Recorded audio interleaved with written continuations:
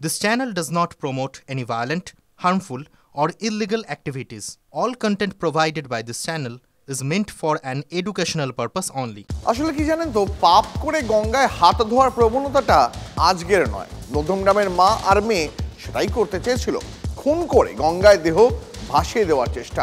পুলিশের কোনো সিসিটিভি তাদের নজরবন্দি করতে পারেনি, কিন্তু সাধারণ মানুষের নজরে বন্দি অপরাধ এবং অপরাধী।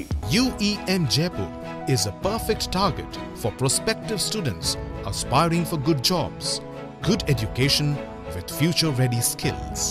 কুমোরটুলির মানুষ আরও একবার প্রমাণ করলেন জনতা চোখই সবথেকে বড় সিসিটিভি। ট্রলি ব্যাগে মৃতদেহ নিয়ে প্রথমে ভাড়া বাড়ি থেকে সাইকেল ভ্যানে দোলতলা, তারপর ট্যাক্সি ধরে দোলতলা থেকে উত্তর কলকাতার কুমোরটুলি ঘাট পৌঁছে গিয়েছিল মা ও মেয়ে। উদ্দেশ্য সফলও হয়ে যেত যদি না সন্দেহের চোখে তাকাতো কুমোরটুলি ঘাট। কলকাতার প্রাচীন এলাকা, সকাল সকাল গঙ্গা স্নান হোক বা মর্নিং ওয়াক, ভোরের আলো ফুটতে না ফুটতেই পথে নামেন মানুষ। তাদের চোখগুলোই সিসিটিভির কাজ করলো।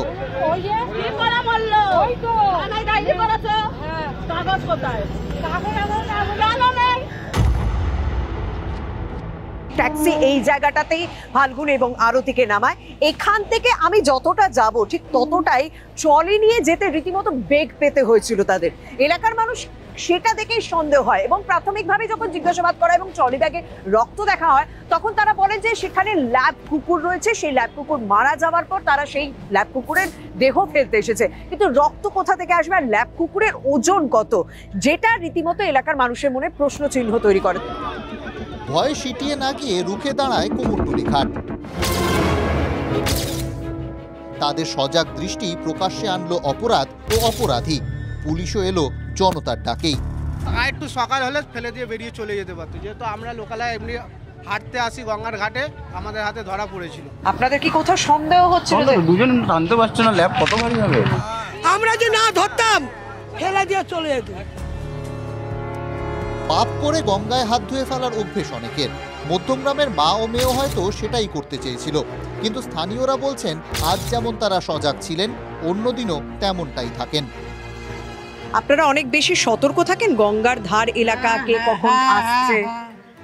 যখন কেউ কোনো ভারী জিনিস নিয়ে আসে তখন আপনারা কি জিজ্ঞাসা করেন কি আছে না আছে, কি আছে, কি ভাই কোথায় যাচ্ছ, কাকে খুঁজছো, আগে আমরা এই প্রশ্ন করি। কলকাতার পুলিশ কমিশনার নিজেই বলছেন ক্রাইম আটকানোর মতো সিসিটিভির সংখ্যা শহরে কম, ক্যামেরা বাড়ানোর কাজ চলছে। ক্রাইম রিলেটেড সিসিটিভি ইনস্টলেশন কীভাবে আরও বাড়ানো যাবে, কি কি জায়গায় কভার করতে হবে সেইগুলো আমরা প্রচুর অ্যানালিসিস করেছি। অনেক জায়গায় আমরা আইডেন্টিফাই করেছি, ফিজিক্যালি দেখা হয়েছে অ্যান্ড অনেক জায়গায় লাগানো শুরু হয়ে গেছে। So this will take some time. Technology বাড়লেও অপরাধ দমন সম্ভব হবে না যদি না মানুষ সজাগ হয়। মঙ্গলবার সকালে কুমোরটুলি ঘাট এলাকার মানুষ প্রমাণ করলেন তাঁরা সজাগ আছেন। পাপ করে গঙ্গায় হাত ধুয়ে ফেলার চেষ্টা তাঁরা আটকাবেন।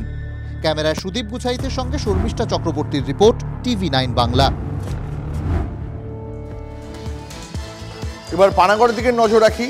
পানাগড়ে কিভাবে সুতন্দ্রার মৃত্যু হলো এখনো জারি ধোঁয়াশা। ইফটিজিং এর কোনো ঘটনাই ঘটেনি। রেশারেশি থেকে দুর্ঘটনা, তরুণীর সঙ্গীদের যাবতীয় অভিযোগ উড়িয়ে এমনটাই দাবি পুলিশ কমিশনারের। যদিও পুলিশের এই দাবি মানতে নারাজ সুতন্দ্রার পরিবার। কেন অভিযুক্তরা এখনো গ্রেফতার নয়? কোথায় জাতীয় সড়কে মহিলাদের নিরাপত্তা? এই প্রশ্ন সুতন্দ্রার মা তনুশ্রী চট্টোপাধ্যায়ের। আমার মেয়ে তো ফিরে আসবে না, কিন্তু আরো তো মেয়েরা তারাও তো রাস্তা দিয়ে যাচ্ছে, তাদেরও তো বাইরে কাজ করতে হচ্ছে, কেউ তো এখন ঘরে বসে থাকবে না। সেটা সাধারণ পাবলিক কিন্তু চট করে এই কাজটা করতে পারবে না, তার পিছনে নিশ্চয়ই ব্যাকগ্রাউন্ড স্ট্রং আছে। মুখ্যমন্ত্রীকে বলবো যে একদম ট্রান্সপারেন্ট বিচার দিন। আমরা কন্যাশ্রী, লক্ষ্মীশ্রী, যুবশ্রী, হেনশ্রী, ঢেকশ্রী আমাদের কিচ্ছু দরকার নেই, আমরা চাই মেয়েদের নিরাপত্তা। পানাগড়ে কিভাবে সুতন্দ্রা চট্টোপাধ্যায়ের মৃত্যু? দুদিন পার হয়ে গেলেও এখনো অধরা অভিযুক্তরা। অভিযুক্তদের অবিলম্বে গ্রেফতার করে কঠোর শাস্তির দাবি জানালেন সুতন্দ্রার মা। পাশাপাশি রাজ্যে মদ নিষিদ্ধ করার দাবি জানিয়েছেন তিনি। আমি একটাই জিনিস চাই, তাদেরকে ধরা হোক, দৃষ্টান্তমূলক শাস্তি হোক এবং ইমিডিয়েট পশ্চিমবঙ্গ থেকে এই মদটাকে বন্ধ করা হোক। কিন্তু ঠিক কি হয়েছিল রবিবার রাতে? দু ধরনের দাবি সামনে আসছে। গাড়িতে থাকা মৃত তরুণী সুতন্দ্রা চট্টোপাধ্যায়ের সঙ্গীর দাবি রবিবার রাত 9টায় চন্দননগর থেকে বেরোন সুতন্দ্রারা। রাত 12টার পর গলসি পেরিয়ে গাড়িতে তেল ভরেন তাঁরা। পাম্প থেকে বেরোনোর পরই একটি সাদা গাড়ি পিছু নেয়। সাদা গাড়ির আরোহীরা ক্রমাগত কটূক্তি করতে থাকে। নীল গাড়ি গলিতে ঢুকে পড়লে পেছনে পেছনে যায় সাদা গাড়ি। সাদা গাড়ির ধাক্কায় রাইস মিল মোড়ে উল্টে যায় নীল গাড়ি। অন্যদিকে আসানসোল দুর্গাপুর কমিশনারেটের সিপির দাবি, ইফটিজিংয়ের কোনো ঘটনা ঘটেনি। ওভারটেকের সময় দুটি গাড়ির মধ্যে ধাক্কা লাগে, তারপর সাদা গাড়ি আগে বেরিয়ে যায়। কেন অভিযুক্তরা এখনো গ্রেফতার হয়নি? জাতীয় সড়কে মেয়েদের নিরাপত্তা কোথায়? এই প্রশ্ন তুলে পুলিশের ভূমিকায় ক্ষোভ প্রকাশ করেছেন মৃতার মা। কতগুলো সিসিটিভি ফুটেজ পেয়েছে, কোনটা দেখাচ্ছে সেটা তো আমি জানি না। 10টা পেলে একটা দেখাচ্ছে কিনা সেটাও আমি জানি না। যখন যেই মুহূর্তে পেছনে গাড়িটা ছিল সেই ফুটেজটা দেখাচ্ছে, এটা হতেই পারে। আমি তো এখন কাউকে বিশ্বাস করতে পারছি না। কেন এখনো পর্যন্ত তাদেরকে ধরা গেল না? এত ঘন্টা পেরিয়ে গেল, যখন এই কেসটা পরিষ্কার ক্লিয়ার, আমি এতবার বারবার করে প্রত্যেককে বলছি, তাহলে কেন এখনো পর্যন্ত ধরা গেল না?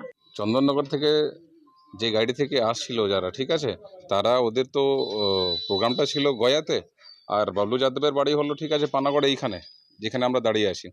এবার ওইখান থেকে উনি বাইপাস ছেড়ে এই রাস্তাতে কেন ঢুকে গেলেন ঠিক না। রাস্তার মধ্যে কথা কাটাকাটি হতেই পারে, কিন্তু এইটা তো না ঠিক আছে আপনি ওই নিজের বাইপাসটা ছেড়ে দিয়ে আপনি ডাইরেক্ট ঢুকে যাবেন রাইস মিল ঢুকে।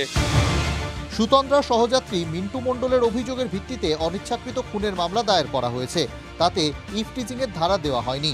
তবে প্রথম থেকে ইফটিজিংয়ের অভিযোগ করলেও কেন অভিযোগপত্রে তার উল্লেখ নেই? ইফটিজিং কি হয়েছিল? আপনারা তো ছিলেন, আপনারা কি হয়েছে, কি চাপ হয়েছে, কি চাপ বলেছিলেন সকালে সেটাই কি? যা বলার আরেকটা সকালে বলেছিলেন সেটাই কি? যা বলার আমার কমেন্ট দেওয়া হয়ে গেছে। প্রশ্ন উঠছে পুলিশের বয়ান নিয়েও। পুলিশের দাবি, সুতন্দ্রাদের গাড়ি তাড়া করেছিল বাবলুর গাড়িকে। তাহলে বেপরোয়া গাড়ি চালানোর দায়ে মামলা হওয়া উচিত সুতন্দ্রার গাড়ির চালকের বিরুদ্ধে। কিন্তু পুলিশ সুতন্দ্রার চালক এবং সঙ্গীদের ছেড়ে দিয়েছে। ওরা যা প্রথম দিকে বয়ান দিয়েছে তাতে ইফটিজিং বলা আছে, এবং আমাকে যখন বলেছে তখন ইফটিজিংই বলেছে। তাহলে ইফটিজিং যদি নাই হবে তাহলে ওই গাড়িটা কি করছিল? গাড়িটা কেন ড্যাশ করছিল? গাড়ির মতো চলে যেত, গাড়ির ড্যাশ করার কি কারণ ছিল? যে ঘটনা ঘটেছে, প্রথমেই সকালে একরকম বয়ান, পরে পুলিশের বিকেলে আর এক রকম বয়ান, এটাকে আমরা সঠিকভাবে দেখছি না। ঠিক এর মধ্যে যেমন আমরা দেখেছিলাম অভয়ার বেলায় বয়ান বদল হচ্ছিল, এখানেও সেটাই হচ্ছে কিছুটা মনে হচ্ছে আমাদের। মৃত্যু তদন্তে এদিন পানাগড়ে যায় সিআইডির টিম। ঘুরে দেখে দুর্ঘটনাস্থল। ঘাতক গাড়ি ও সুতন্দ্রাদের গাড়িও খতিয়ে দেখেন তদন্তকারীরা। এদিকে মৃত সুতন্দ্রা চট্টোপাধ্যায়ের বাড়িতে যান রাজ্য মহিলা কমিশনের প্রতিনিধিরা। জয়ন্ত বিশ্বাস ও আশিক ইনসানের রিপোর্ট, TV9 বাংলা। এই মুহূর্তে একটা আপডেটের দিকে নজর রাখবো। সুতন্দ্রার পরিবারকে আইনি সহায়তা দেবে সিপিএম, এমনটাই জানালেন সিপিএম এর রাজ্য সম্পাদক মোহাম্মদ সেলিম। হুগলিতে সিপিএম এর রাজ্য সম্মেলন শেষে মঙ্গলবার সন্ধ্যায় চন্দননগরের সুতন্দ্রা চট্টোপাধ্যায়ের বাড়িতে পৌঁছে যান সেলিম এবং যুবনেত্রী মীনাক্ষী মুখোপাধ্যায়। পুলিশের এসরাসির তথ্য খারিজ করেন সেলিম। তদন্তের আগেই কি হয়েছিল, কিভাবে জানলো পুলিশ, প্রশ্ন তুললেন সিপিএম এর রাজ্য সম্পাদক। তরুণীর মায়ের বয়ান অনুযায়ী অভিযোগ নিতে হবে। যারা গাড়িতে ছিল তাদের ভয় দেখিয়ে ব্ল্যাকমেল করে বয়ান নেওয়া হয়েছে তোপ সেলিমের। যদি দুর্ঘটনাই হবে তাহলে তারা পালিয়ে গেল কেন, প্রশ্ন তোলেন মোহাম্মদ সেলিম। দোষীদের শাস্তির দাবিতে সরব মীনাক্ষী মুখোপাধ্যায়।